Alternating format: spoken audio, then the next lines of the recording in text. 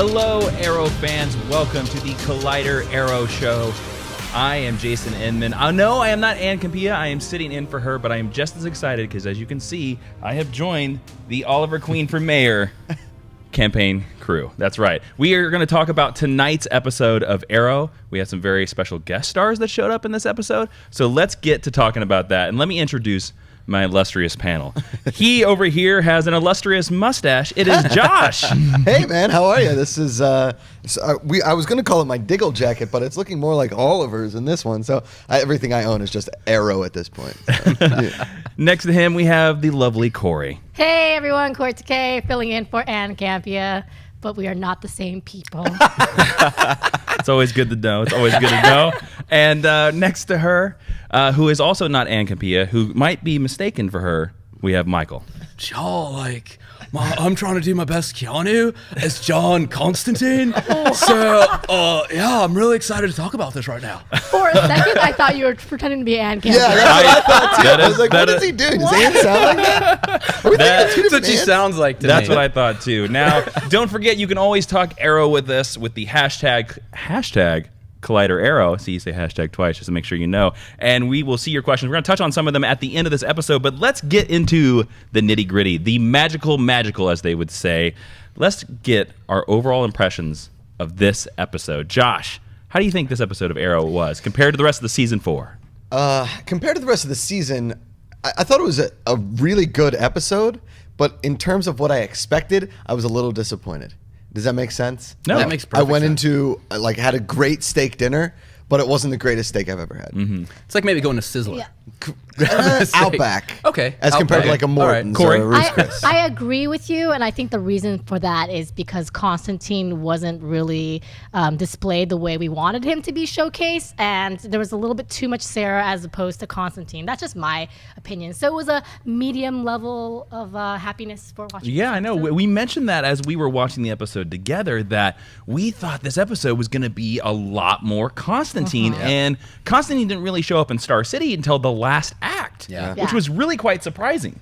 Absolutely. Felt Michael, kinda shoehorned. yeah. I mean, I like this episode. I know you and I last week agreed that last week's episode probably our favorite so far this season. I still stand by that. This episode was good. It was solid. Not as good as the previous episode. It was far from perfect. Again, not enough Constantine in this episode, and that was actually a big flaw. I'll touch on that later. But overall, still solid. It was great to see him. One of the really good things about John Constantine in this episode, the producers did a nice little tease. Every time Constantine did something cool, they played a little medley of his theme song from the NBC show, Well which was scored. really, Well really, scored. really cool. Yeah. Josh, what stuck out to you about some really good stuff of this episode? I said it on this show before. I said I love origin stories. So to see how Oliver and John Constantine met, I loved that storyline. I love that he saved his life and whatever. I think that it could have been done timeline totally different. So John Constantine shows up in the episode at the beginning, and then we find out why he and Oliver are friends and what's going on by the end. Like, instead of how we saw it, which was we found out that he saved John Constantine's life. That's why he owes him a favor and he's going to do the thing. I wanted to see more Constantine. I wanted him to be in the crew. He kind of just showed up and who's this frosted tip guy? And then the crew were all like, we don't like this guy. Yeah. except Thea, who's like, the Thea line, yeah. He's a He's certain cooler kind of than yummy. every single person on Team Arrow. Yeah. Yes, he is. Yes, he He is. is. And also, you speaking of origin stories, we got to see the origin of Oliver's stomach tattoos, courtesy of Constantine. Did we need that story, We Corey? really didn't. I didn't. Of course, because it has Asian characters. You asked, do we? No, need that's that? not what I meant at all.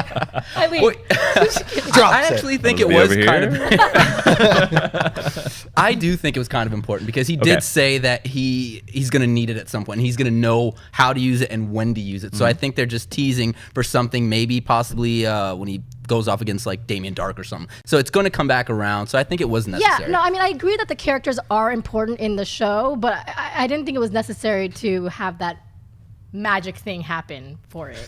If that makes any sense. When we first saw the Asian character tattoos on his stomach in season 1. I thought he was just that he got during like his frat bro phase, and he was like peace, love, understanding. Like that doesn't mean And it that, actually dude. means like stupid white boy. Shadows. I will say what's interesting, initially when they said Constantine would be on this episode, they said basically it was going to be a one and done. One episode. I think we all kind of knew better because we knew that he's got a huge fan base. People loved his show.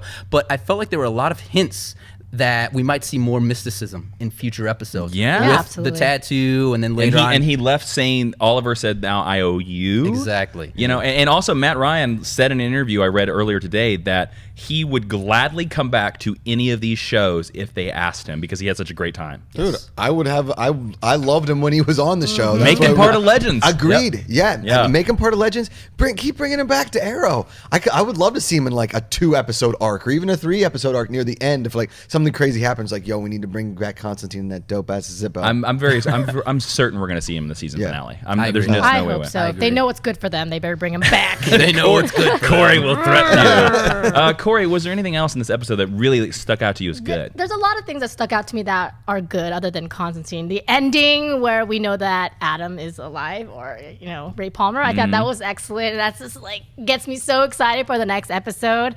And then also Diggle and his relationship with what's his name again? Lance and the Damien Dark thing. All that trifecta was mysterious. I really liked that part of the episode. Let's talk a little bit about that. This is Yeah. the first time in Arrow that we've really seen a pairing Yeah. of Diggle and Lance. What do you think about that, Michael? I liked it. in the whole series. Yeah. Is that what you're going in the at? whole Yeah. series. Yeah, it wasn't still left, I think, a little left to be desired. You know what I mean? It was cool. I would have liked to see more of that because, again, Diggle finally got the answers. Maybe he didn't want these answers, but he got them. He did ask for him about his brother not being such a nice guy. Do we like that answer? I personally don't like it, but I guess it does kind of make sense. You I know, think there's as- more to it, though. It has to be. I agree. There has to be more. I think Diggle ingested it. I don't think he believes it. I think Got he's it. like, oh, is this legit? Or, you know, and Lance is kind of saying, yeah, it's legit. But this isn't the end of Diggle's redemption. by a long shot. Yeah, of his tracking No. down. Of No, I Dark, think it's gonna. obviously. I actually think it's gonna bite him in the ass somewhere. Do you? Yeah. I think he's gonna go after Dark because he totally doesn't have all the information. No. Like we know he doesn't have the information. I think he has just one side of it. I think he's gonna go after Dark on his own, away from Team Arrow, and it's gonna bite him in the ass. Like Dark is gonna just kick his butt. I mean, if he does that, the voice of reason suddenly does a lot of stupid things, and that would just not be a good idea. But I can see where It that wouldn't could be, happen. but it would make a good point. And it'd Yeah. be fun to watch to see this guy who's always been like the team's rock. I mean, this is a sensitive subject for him. It's his brother, you know? So it would be kind of cool to just see him kind of break down and just go rogue and then get his ass handed to him.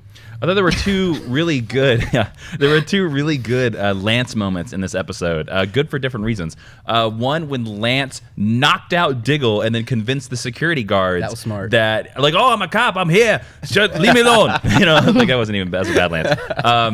That was. Your Lance went in and out there. It's It usually was spot It went on. weird. I'm hosting, so I can't focus on the Lance. So that was a great moment, I thought. Yeah. And then second, when he drove his car into the Arrow Cave. I seriously, they think I said that's just product placement. Yes. That's just Absolutely. product It was placement. so obvious. Who That's what it knew was. that layer had a carport? Well, again, we had this joke during the episode where we were like, where is the ramp? And how do you convince people not to look at the ramp on the street? Like, where does that ramp go? Nowhere. It's just like the elevator that connects to the upper level there, where they're Yeah. just walking through. Like I'm like, hey, nothing to see here, guys. Nothing Why to does everybody keep going to this fake wall? Oh, Oliver. Yeah, I just saw him actually walk into the restroom. He wasn't as obvious. He's just not there. I don't know. Yeah, there was other problems. But anytime I really like Lance in the Arrow Cave. Do you guys agree? I do. Yeah, I do too. I like him being useful. He's a great actor, and I think he's a good character as well. So him being left in the dark all season 3 was really annoying. So He it's glad got a that little he's out there. annoying last season, Yeah. just because he felt like he was always like a thorn in their side. Always just kind of getting, you know what I mean? Just always. A Paul Blackthorn in their side. Whoa, nice. Sorry, guys. I totally high five you if I weren't so far away. You guys can do that later. Yeah. No, I think what I like most about it is that he's becoming more part of the team, Yes. playing both sides, being more of a vigilante than a police captain, because I think he's realized that what we've all known since the beginning of the series, the cops in Starling City blow. Are pretty terrible. They're terrible. Yes. Pretty terrible. Yes. Yeah. Let's also talk about Mr. Terrific, played by Echo Kellum. He showed up in this episode in a black and red fitness suit, I believe it was was. a fitness suit. And you show a very quick flash past the camera where it said fair play. And we were unsure whether it actually said fair play or not. And then he tweeted tonight, yes, the jacket does say fair play. I got really excited when I saw that. That was such a cool moment, right? Yeah. And then it was a little weird, too, to go from that great moment to where he's just jazzed up, hopped up on the energy drink, just... Could you Bad explain idea. to like maybe some of the fans that don't know what fair play is, because like they may not have seen that Easter egg or whatever. Okay, so the fair play is basically, it's the Mr. Terrific, his superhero alter ego. That is what he has adorned on his jacket. It's like, it's kind of like his belief in life. You know, everything's fair play. So the fact that he owns a jacket that looks like his comic book counterpart's jacket, which they're going to turn him into, that's just like, for comic book fans, it's like, oh, that's a cool moment. And we can't glaze over the fact that he won a bronze medal in the Beijing Olympics in the decathlon. Yeah. It's a big deal. It's a pretty big deal. I will say Big one of the things, deal. and I know we've talked about this before, but with Flash and with Arrow, they're so good at like being real subtle with like this attention to detail. Like they'll sprinkle things like that in there, which I love. We may never see this jacket again. Yeah, True. The fact true. that True. they threw that in there was really cool. I mean, obviously we missed the one that you didn't, but the panel did of Hal Jordan. Yeah, But- we missed Oh, the first yes. jacket. We did not miss the second jacket. Yes, well done. We're Well, now one we for know two. what to look out for. If there's I'm a jacket in the show. I'm we're 2 for catching 2 it. on jackets. They're 1 for 2. Let's also talk about the island. I think this was the strongest island flashback for the season so far. Definitely. I mean, mainly because of Constantine. But here's the other thing. How far can they push this reality? Because right now, if I'm that boss guy of this crew of mercenaries that are on that island, Oliver's left me 3 or 4 times With hostages. never comes back with hostages, never comes back with the thing I want, and then a couple of my men end up dead. How far can they push this until the boss guy kills him? What do you think, Corey? I think they can push as far as they want to make it go, and because people aren't going to really think about it too much unless you're on a panel for Arrow. I'm definitely going to think about it. I'm hopefully not much further because it will eventually become a little comical. It's it's a TV show. I get it, but come on. I mean, seriously. But see, that's how I feel. Oh, not to cut you off, but that's how I feel about the backstories lately. This whole season and last season, the backstory just always seemed a little comical and didn't really fill in the holes as well as I would like. Just it to, wasn't necessary. including It this didn't one. give us anything. Yeah. Although I will say it was fun to see Constantine. My favorite flashbacks in the last 2 seasons were the Deadshot one from last season. Yep. And then this one so far. You know, Yeah. just because we get to see John Constantine, how they met, that was kind of fun to watch. I think I'm sorry. I'm just waiting for for Oliver to start slitting throats, like to really just start taking out the mercenary thing to That'd free be the interesting. people. Well, because he has to get there. He has to Yes. get there. Because he was that way in season 1. Right. Yeah. That's interesting. Do you think that they would go that route? Though? Because I can't help hope but they do. wonder. Because when they first started doing that, I thought, wow, that's pretty dark for a superhero show, especially on network TV like the CW. Do you think they would want to go revisit that? Yeah, you know, because you he's figure still a killer at no, that you're right. point. But kids do watch the show. You know what I mean? So I- you kind of wonder if they want to be like, oh, maybe we want to tone down the violence. I could be totally off here because I love that. If they Oliver. decide to put him back in the island, they're gonna have to revisit that to make more sense and make this backstory make sense. It also would be an interesting parallel because if you're at the 5th season, by the 5th season, hopefully he is the Justice League ready Green Arrow that we know and love, and to see the parallel of, oh, that's where he started. Yeah. You know, Yeah. that would be a good, in a perfect world, that would be the series finale. It won't be the series finale because they're going to run this show into the ground or until Stephen Amell is like, I'm done. Yeah. But, which I don't blame him if it still is good. Keep it going. Right. So, yeah. Any other final great things from this episode Great before we things. go into the bad? It wasn't necessarily just in this episode, but one of the things that I was a little nervous about at the start with the season premiere was the relationship between Oliver and Felicity. I know initially it seemed a little corny, a little too lovey-dovey, but I find it to be very believable right now. Like, this is how a couple Agreed. would act. It's not over the top. Like, if they stick, because I've said this before on TV shows, like, couples tend to be boring. They always find ways to, like, break up couples and bring them back together, but this is working to me. It's not, it doesn't feel over the top. I believe it. I didn't think it was going to work because I was getting a little tired of it. I in was the same way. Yeah, I was the same absolutely. way. And now I like it. Still the same I was thinking the same thing, is that I really enjoyed that little scene they had together in the apartment. When they sit on the couch. Correct. And it's like, Yeah, well, Thought that because was now nice. now it seems that they're writing them the same way, except all they're doing is, excuse me, Michael, just little scenes where they're just like, hey, Yeah. Oh, I'm gonna do a little bit of this. Your hands are Yeah. strong hands, Jason. Like a Yeah, whole- and that's it. And that's the only I just wanted to acknowledgement. hold Corey's hand. But that's what I like little about it. scared It's now. subtle, but it's subtle but believable. And yeah, I love it. I feel this panel just got closer. Yeah. We did. Yeah. I do too. And as we got closer, let's talk about the bad. Yeah. What did we not like in this episode? I would love to start it off with because Here we go. Yep. The last act. We went into quote unquote the demon world, wherever, to save Sarah's soul. Of course, it was just a reused Nanda Parbat set. I don't blame them for that. I wish that was the whole episode. I wish at the end of Act 1, we would have jumped into Sarah's mind space, demon world, whatever, and then for a half an hour, we just kept coming against new obstacles and new things, and it's Constantine, Black Canary, and Arrow. I wish that was the whole episode, instead of the one we got where Sarah was just chasing Thea around. Yeah. When you said that, as the episode was ending and before we started shooting right now, I started thinking about it.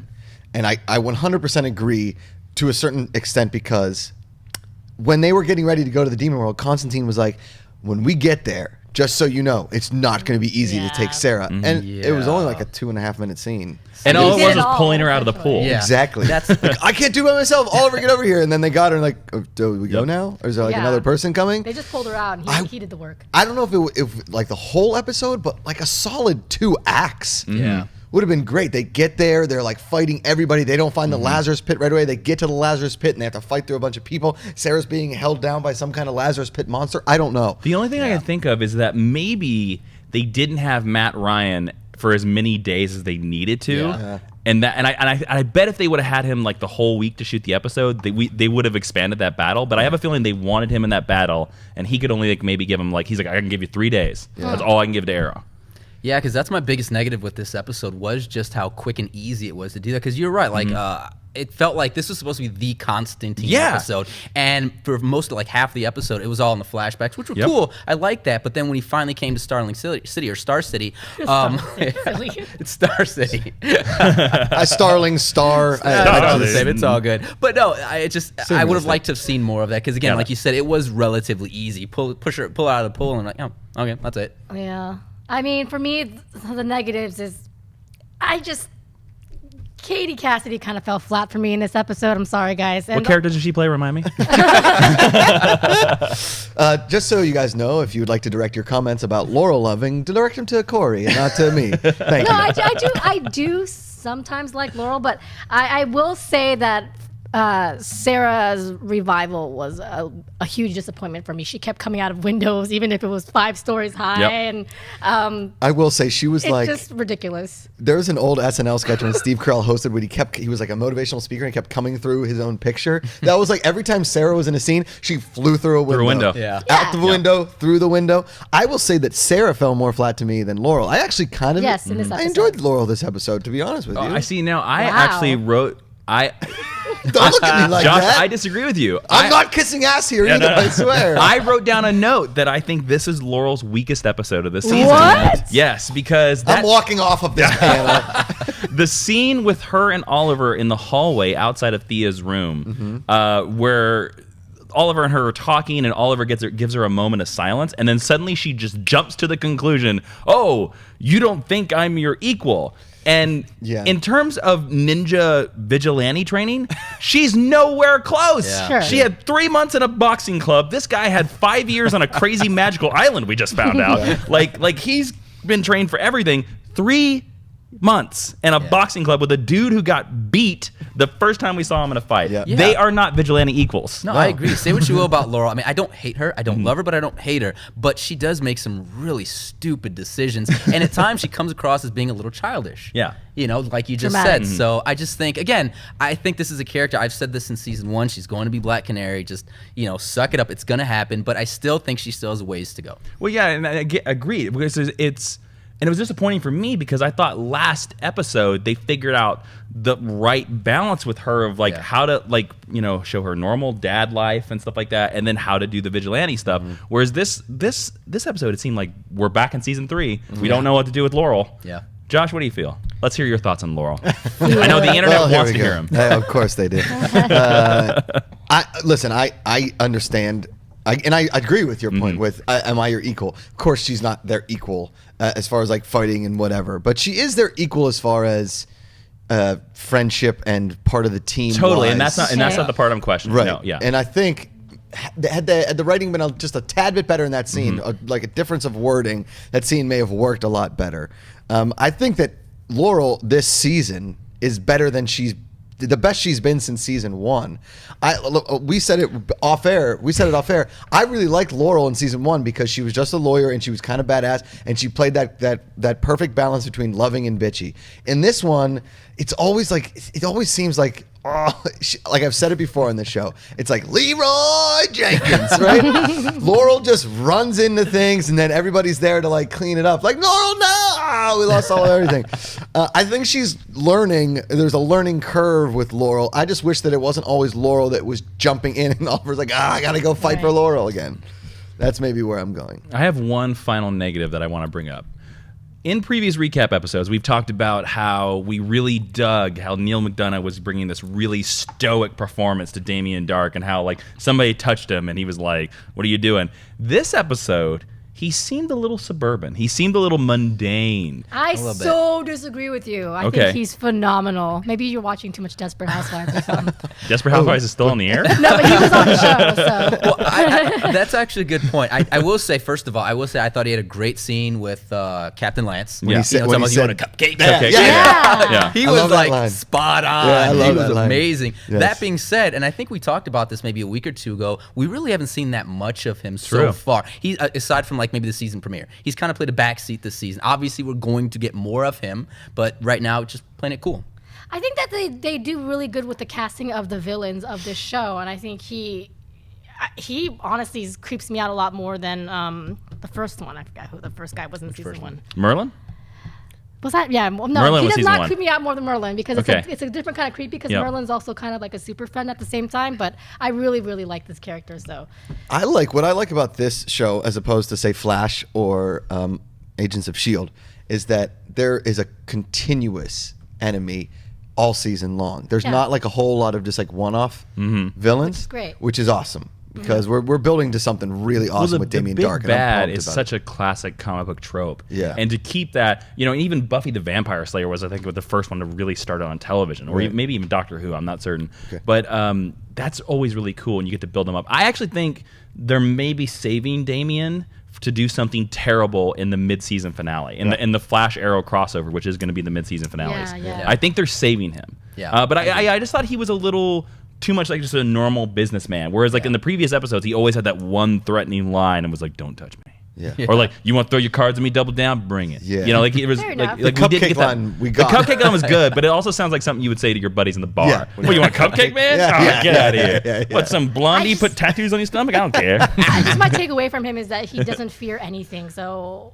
I don't know. I didn't feel that way at all with his presence in this episode. Well, I liked it just because it made him, Captain Lance, almost look like he was just like this peon. It's just like, I'm so, higher than you will ever be. It's like, you're never going to touch me. You're just like, whatever. Why do you want to know about this guy? Okay, here you go. I don't give two shits. But now Captain Lance is playing a part because he's playing like, listen, I'll do what you do, but I'm working with the Arrow now. So like, I'll bow to you. There's not going to be a whole lot of conflict because they're going to keep drawing Damien Dark into the situation where hopefully John Constantine comes back to help. Yes. I would love that. But I appreciated the Diggle stuff because I thought it was very funny. It was a very, I thought, nice knock on like a James Bond movie where they're trying to find out about the one guy. So I appreciate that Damien Dark was like, "Why you keep asking about this one guy?"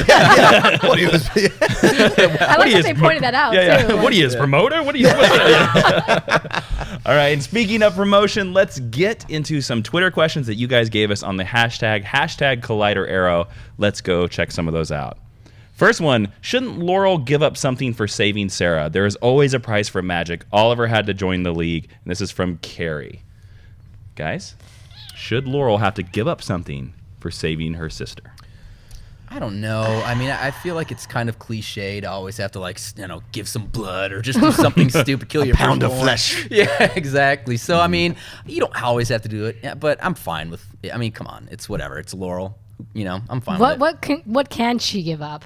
I'm just thinking. More brain cells? I don't know. Her dad. No, we like Lance though. I think this is his last Lance. It's Lance in that grave. I'm putting more money, and I think this episode to me kind of sealed it. Because he's more now that you say prominent. that. Now that you say that, Yeah. He's the cost. He finally can went to see the that. dark Yeah. side. He's playing both sides. The people that play both sides end up getting burned. Yeah. Well, the reason why I really believe that now more than ever was because of the scene we had last week with Oliver and Lance when he finally said, "Hey, look, I've always basically wanted your respect. I always wanted for you to believe in me, and now you really see that bond between the two of them. And now that he's fully on Team Arrow, I think that might be him." Yeah. Cool. All right, let's see what Twitter has for us next. Paul Gaston, as I'm going to say it, thinks Ollie will mention. Do we think Ollie will mention John Constantine next time he confronts Damien Dark, so we learn more about the history between them? I don't think so. I don't think so either. Why not? I just don't think it's gonna be necessary to bring Constantine back into the show. You don't think at all, period? To bring No, him back? no. I mean, I don't think it's necessary for Oliver to mention Wait, Constantine. everybody. Wait, Josh is preparing a spell. Wait, what is he doing? I was gonna say you never show your ace in the hole, and I think Constantine is his ace up the sleeve. So Yeah, but I don't think that Oliver is going to have to be like, "Hey, so I know Constantine. I know what's up." Yeah, I don't think that's gonna happen. yeah, I agree. I actually hope there's a scene where he was like, "Well, John," and Diggle's like, "What?" Is that now? I actually don't. Yeah, I agree with all of you. I do not think. I think contractually they will not mention him. But no, I think you're right. I think we all think he's coming back in the season finale. We'll see him again. Would love it. Yeah, It makes absolutely. sense, right? Absolutely. All right, next Twitter question. Ari Fantas says, "Is the staff of Horus connected to Hawkman?" Okay. You know something here. All right. Yeah. When he said that name, I immediately light bulb went off in my head. He grabbed he called it the orb of Horus, I believe. Orb of Horus, yeah. And he took it off and whatever. Hawkman has a weapon called the Claw of Horus. And it's this big claw that he has, and he just screws people up with it all the time. He punched Superman in the face with it one time. As we know, Hawkman is on Legends of Tomorrow. That is no coincidence. I think that they did that. They're name planting drop. seeds Yeah. for Legends. Yeah, everywhere. This they are. episode, or on this week's episode of Flash, we get to see Hawkgirl. Yep. Yeah, so it's kind of So perfect timing. same week we get a Yeah. hawk and a hawk. That's pretty so good. smart. Yeah. All right. So maybe the Claw of Horus will come into it even further, or maybe he'll turn the Orb of Horus into the Claw of Horus and set up Legends. We don't know. So we saw the preview for next week. It looks like it's going to be pretty Ray centric. It looks like Ray is captured by Damien Dark. So my prediction was actually wrong. Or maybe it wasn't. We don't know. We'll find out next week. Josh, what do you think we're going to see next week? Well, it looks like we're seeing Ray Palmer on some sort of Skype. His hair is all messed up. He's been small and in something. He's trapped somewhere. I know I'm gonna get so much hate for this. I'm just not a big Ray Palmer fan. I really don't care. Okay. How dare you? But I think it's awesome that they're bringing him back because he's a pretty awesome necessary storyline to everything. I'm just not a big fan of Ray Palmer himself. Okay, fair enough. I Corey? really like Ray Palmer, and I'm glad to see that. I think he's done alive great. and well. Yeah. Prediction for next week: we're not going to see much of Sara, even though they just revived her, which is just kind of frustrating. Even though I don't. A little Sarah palate cleanser, if you will. Yeah, yeah. I don't think we're going to see much of her. Okay. I think what I'm hoping to see as well is that we get to see a little more Mr. Terrific actually maybe play a larger role with helping Team Arrow, because he was the one that's he's helping out Felicity right now in finding Ray Palmer. So I think we're finally going to get a chance to see him really sort of take the field. Do you see a Mr. Terrific Felicity No, because he's gay on the show. Yeah, he has a husband, I Yeah, believe. he's a husband, yeah. Yeah. I missed that. All Yeah. So he's taken. He's spoken for. Yeah. She Don't might- you break up marriages. She might sway things hold on, around. Corey. She's amazing. I think next episode, Ray is completely rescued. I think he's free. I actually think Sara saves the day. Really? I think they'll sit her out and they'll be like, "You're not ready for the field." They'll go face Damien Dark. They'll get their butts almost kicked. Sara comes in and saves the day. And because of tonight's episode, I have a strong feeling, especially when John was like, "You got to watch out for that Damien Dark bugger." I think Damien Dark, I don't know how, is going to somehow set up or be in league with Vandal Savage, and he sets up Legends. I'm putting my money on it that Damien Dark does something to set up Vandal as the villain for You Legends. think they're going to tease Vandal this early? I think so. That would be cool. I think That so. would be cool. I think. I don't know if we'll get a mention of him next episode, but I guarantee you the mid-season finale is all about Damien Dark cementing Vandal Savage as the villain of Legends of Tomorrow. That's my crazy out there guess. And you know what Vandal Savage brings up? Savage Garden. I wondered if we were going to get there. You're gonna get I it. wondered if we were going to get there. All right. Well, I think that's all the Arrow talk that we can. We filled our quiver full of Arrow talk. I think that's all we need to do. Ooh, I like that. That was good. So you can always subscribe to this channel and tweet us any questions at #ColliderArrow. But first, we need to let you know where you can find our panelists on the internet. Josh, where can they find you? You can find me at Josh Macuga on Twitter and Instagram. You guys can go to my Mo-Space, donate to Movember. All month long, I'm going to be growing this ridiculous-looking piece of hair on my upper lip. Mospace.com/between-the-stashes. And then my show, Between the Sheets, youtube.com/betweenthe-sheets-TV. All right, Corey. guys, you can find me right down there, KAORIOUS, Twitter, Instagram, YouTube, Twitch TV, if you want to watch me stream some video games and all that good stuff. Find me and right here on Collider Video. Guys, you can find me on Twitter at Mr. Michael Alexis. Still not on Instagram, but gonna make that happen really soon. You're the worst. You're the worst. You can also find myself and Josh right here on the Collider Agents of S.H.I.E.L.D. recap show. Oh, that's awesome. You can find me on Twitter at Jawin, Jawin. You can also find me on DC All Access and YouTube.com/Jawin and Instagram. I'm Jawin. Just find me there. And also, you can find out where to get some of these awesome Queen for Mayor t-shirts. Love Dope. it. Dope. Don't forget to subscribe. We'll be back next week with more Arrow talk. Thank you all for watching, and don't forget to hood up. I got a hood. I'm going to do it. Oh, my God. I have failed this hood.